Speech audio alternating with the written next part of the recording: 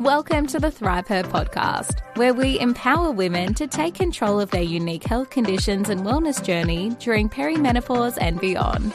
Our goal is to help you dream big and reach your fullest potential in every part of your life. Each week, the podcast dives into expert insights, natural solutions, and inspiring stories to support you on your journey. And now, here's your host, your no-nonsense naturopath, Rochelle Wade. Your labs are fine. That sentence has silenced a lot of capable women. It's meant to reassure you, and medically, it has a very specific meaning. Nothing has crossed a diagnostic threshold. There are no red flags, no acute disease. And that matters. Those thresholds exist for good reason. They save lives. But here's what they were never designed to answer. Is this woman operating at her full capacity? Today we're looking at the gap between medically stable and physiologically thriving. Because if you feel like you're fading while your blood work says you're flourishing, you're not being dramatic, you're paying attention. Here's something they don't tell you about reference ranges. They're built from population averages. If your result sits within the range, it means you're not outside what's commonly seen in the general public.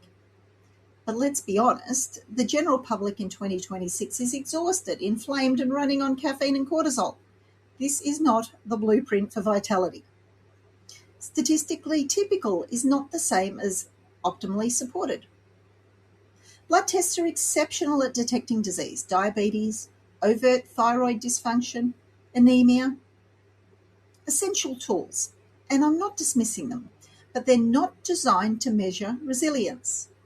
They don't measure how hard your body is working to maintain stability. They don't measure whether you've got enough in your tank to actually thrive. Physiology operates on gradients. Lab reports operate on cutoffs. And for women, particularly high-functioning women, we are extraordinarily good at living in that space in between. Let's start with fasting insulin. This is one of the most common missed conversations in Australian medicine. So most labs consider anything between 2 and 20 to be normal. So if your results come back at 12, your GP will likely tell you that you're perfectly healthy. But here's what that number actually means. For your body to easily switch between burning sugar and burning fat, that's what we call metabolic flexibility, we ideally want that number under 6. At 12, your pancreas is working overtime just to keep your blood sugar levels stable. It's compensating, and compensation has a cost. You feel that cost at 4 p.m. as your energy crashes, the brain fog after lunch, the weight around your middle that doesn't budge no matter how clean you eat or how hard you train. You're not failing. Your body is working too hard just to stay normal. On paper, you look fine. Internally, you're running on friction. Another example, standard liver tests look at enzymes, markers that rise when your liver cells are being actively damaged. If yours are in range, your GP will say your liver's perfect. And they're right, your liver isn't being damaged. But that's a very different thing from your liver functioning well. Think of it this way. Your liver's like your body's processing plant. In perimenopause, it has to break down and clear circulating estrogens, for example. If it's sluggish because of poor nutrient status or metabolic load, these estrogens linger. They recirculate. That shows up as heavy periods, breast tenderness, that bloated, puffy feeling that's hard to explain. Your report says fine, your body says otherwise. The tests weren't wrong, they're just asking the wrong question. This is one of my favourite ways to reframe the conversation. Most reference ranges are built around a floor, the minimum required to prevent clinical disease. But there's a difference between the floor and the ceiling. between not deficient and actually resourced. Now, ferritin is a perfect example. Many Australian labs consider anything above 15 or 20 to be normal. But ferritin is essentially your iron fuel tank. If you're sitting at 22, you're on the flickering low fuel warning light. For cognitive clarity, for hair that isn't shedding, for energy that doesn't bottom out by midday, we often need that number to be closer to 70 or 100. When your GP says you're fine at 22, what they're saying is you don't have clinical anemia. They're not saying that you have enough iron to thrive. Those are two completely different statements. Same story with vitamin D. The floor's around 50, enough to prevent your bones softening. But the ceiling, where your immune system, your nervous system, and your mood actually have what they need, is closer to 100 and 150. Not deficient is not the same as resourced. Your body deserves the ceiling, not just the floor.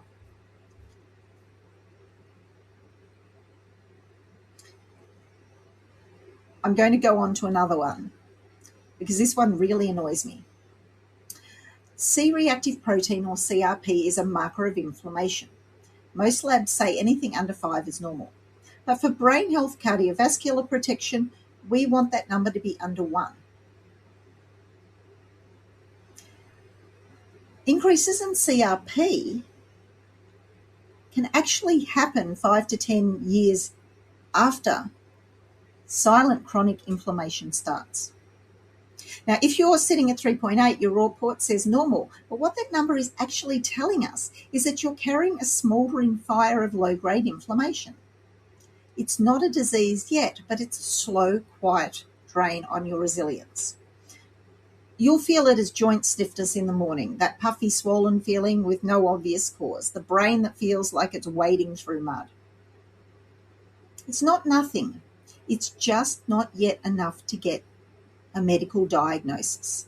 And that is exactly the problem. Under chronic stress, your body adapts amazingly. The body's great at that. The communication line between your brain and your adrenal glands is what we call the HPA axis. It is a master of compensation. Cortisol rises, your system stays alert, you keep functioning.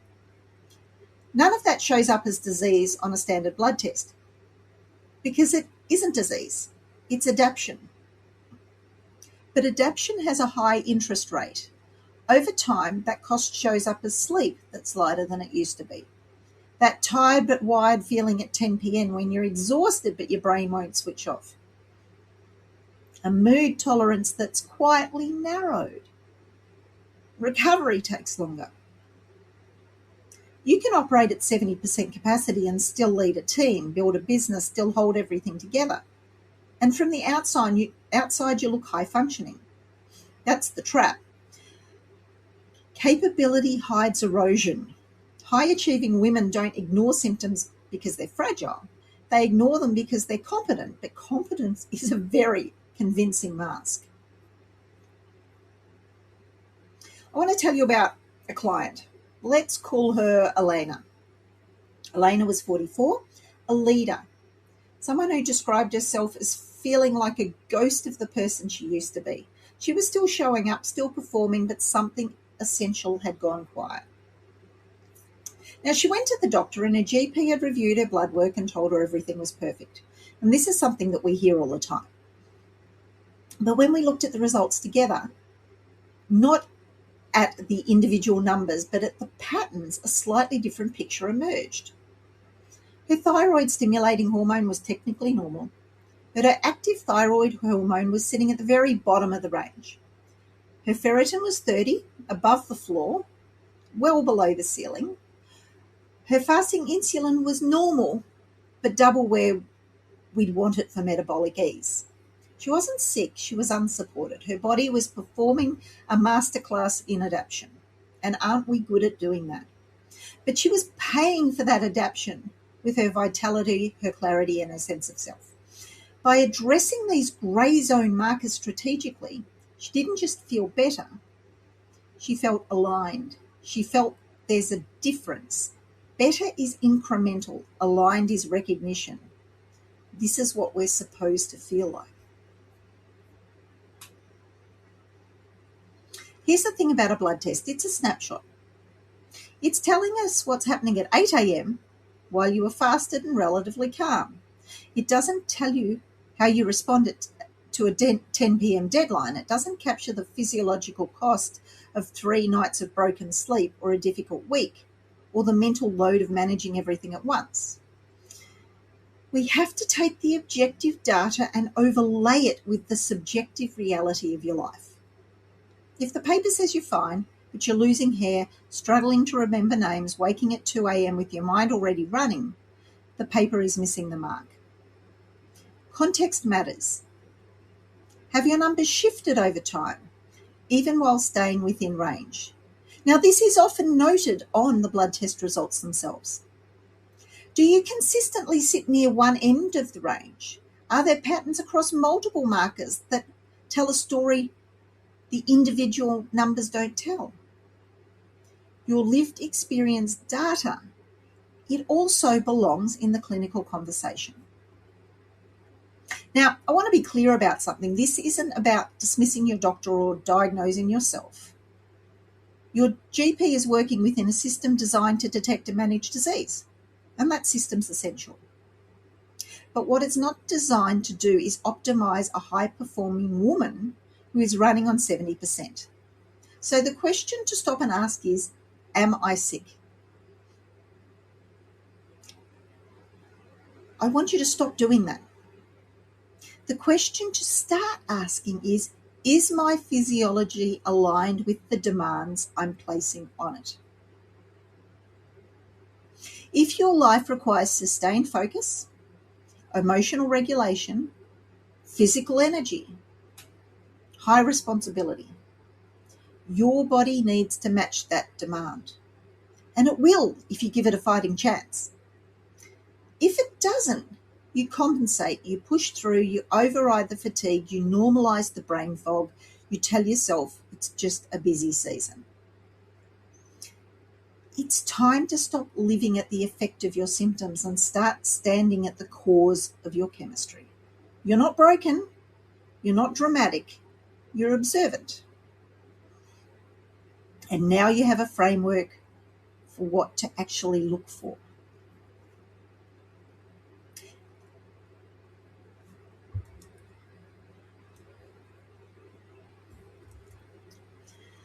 The first thing I'd love to tell you about is that I would love to offer you a free health strategy consultation.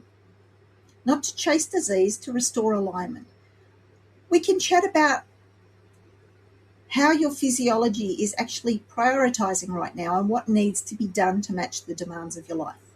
And you'll find a link for that in your program notes. But the biggest thing that you can do for yourself, if you've been sitting on the fence about joining the ThriveHer tribe, this is your sign. The tribe is where we take everything we discuss on this podcast and turn it into structured daily, weekly, and monthly clinical pathways. Daily guidance, monthly seminars, live strategic sessions, and a community of women who are done with being told they're fine when they don't feel like it. Everything's in the show notes, or you can jump on to thriveher.vip.